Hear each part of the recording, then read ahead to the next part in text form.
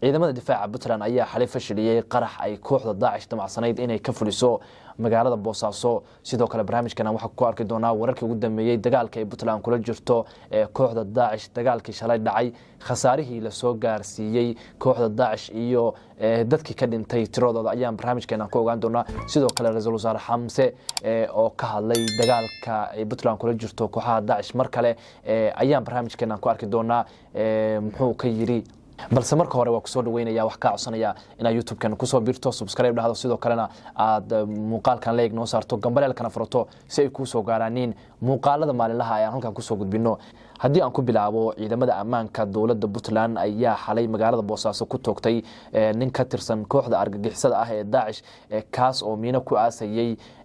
wadada weyn ee magaalada Boosaaso gaar ahaan aaga loo yaqaano Nakhiil warbixintan ninkan ciidamada difaaca Puntland waxa ka caawiyay oo soo siiyay shacabka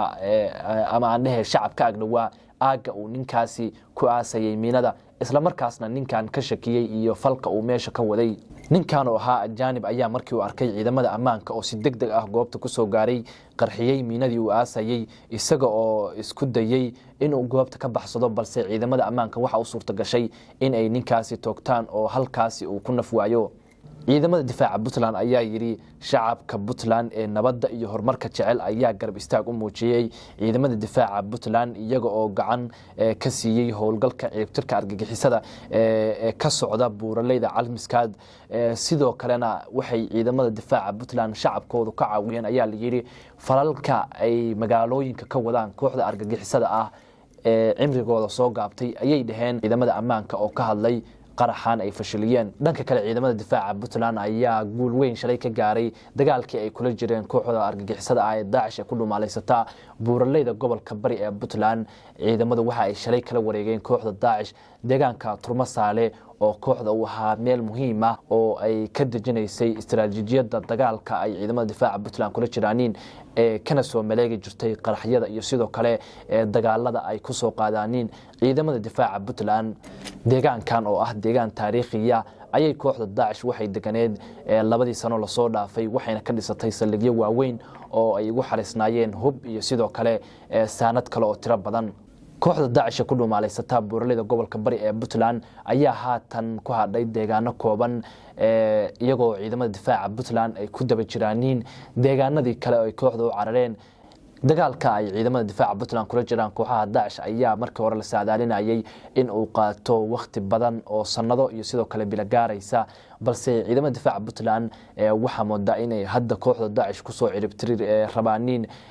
bilo iyo sidoo kale maalmo kooban dhanka kale Ra'iisul Wasaaraha dalka Xamse Cabdi Barre oo habeennimadii xalay ahayd ka hadlay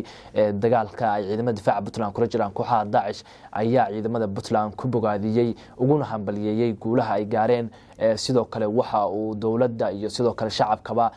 ka codsaday inay ciidamadooda garab istaagaaniin una dhabar adeegaan dagaalka ay kula jiraan ciidamadoodu kooxaha Daesh ee lidiga ku ah nabadda iyo horumarka dadka reer Puntland Ra'iisul Wasaaraha waxay noqonaysaa markiisii labaad oo uu ka hadlo dagaalka ay Puntland kula jirto balse Puntland oo u jawaabtay mar hore uu ka hadlay Ra'iisul Wasaaruhu